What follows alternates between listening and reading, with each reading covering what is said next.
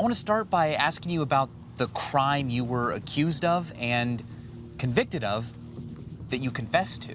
I was arrested for the murder and rape of a high school classmate. How old were you? 16. 16. You are completely innocent Yes. of the crime. Exactly. You didn't do it at all. No.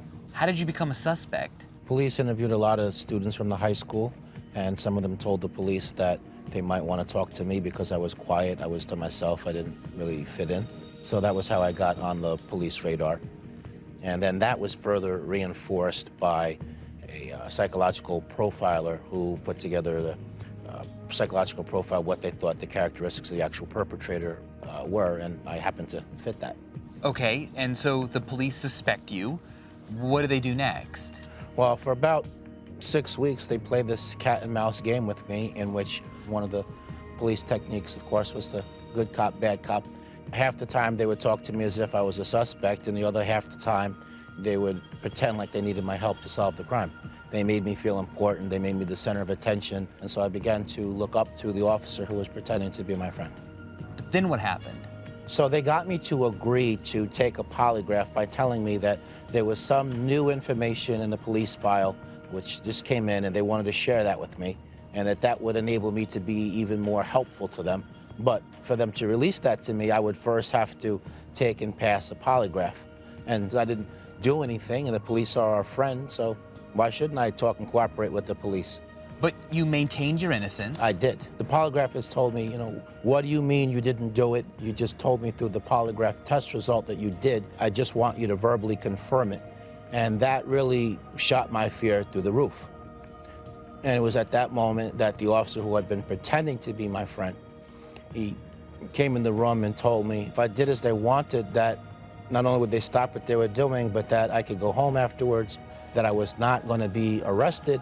And so being 16 years old, naive, totally overwhelmed emotionally and psychologically, I made up a story based upon information which he had given me in the course of that interrogation. And by the time it was all said and done, I was curled up in a fetal position on the floor, crying uncontrollably. So you had confessed and you were arrested.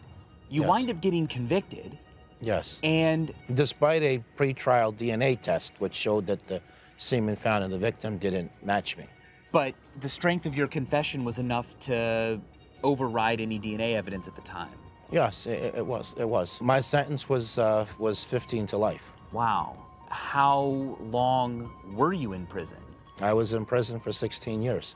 What happens that finally gets you a chance to get out? The actual perpetrator committed a second crime. He killed another victim 3.5 years later, for which he got caught, which resulted in his DNA being put in the data bank. So they took the crime scene DNA evidence, which didn't match me, and it matched him. Right, because the fact that you were in prison for a crime you didn't commit meant that the actual perpetrator was still free and actually killed again. Yes. What can we do to stop the rate of false confessions?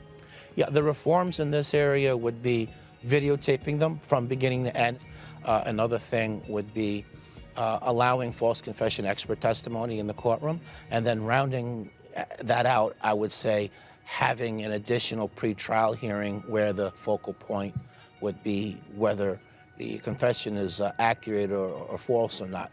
And you have a foundation now. Yes, when I received some financial compensation 5 years after I was out, I wanted to take my advocacy work to the next level, so I committed a significant portion of the compensation to start the Jeffrey Deskovic Foundation for Justice, and we've been able to exonerate 2 people in 5 years and get another 4 people out through other means. Wow, congratulations. Well, Jeff, I appreciate you being here and telling me your story, and thank you. Thank you very much.